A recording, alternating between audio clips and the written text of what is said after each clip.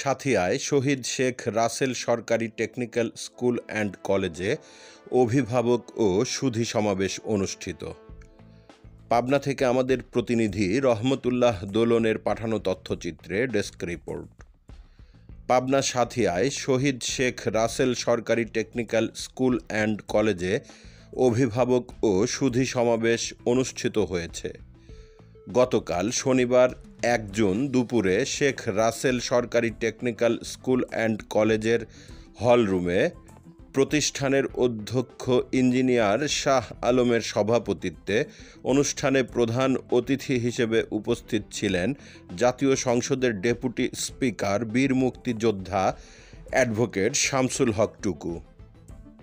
এ সময় বিশেষ অতিথি হিসেবে উপস্থিত ছিলেন উপজেলা চেয়ারম্যান সোহেল রানা খোকন, উপজেলা নির্বাহী কর্মকর্তা মোহাম্মদ জাহিদুল ইসলাম, পৌর মেয়র মাহবুবুল আলম বাচ্চু, উপজেলা আওয়ামী লীগের সভাপতি হাসান আলী খান এবং পাবনা আওয়ামী লীগের সহ সাধারণ সম্পাদক বেলায়েত আলী বিল্লু সহ অভিভাবকবৃন্দ উপস্থিত ছিলেন।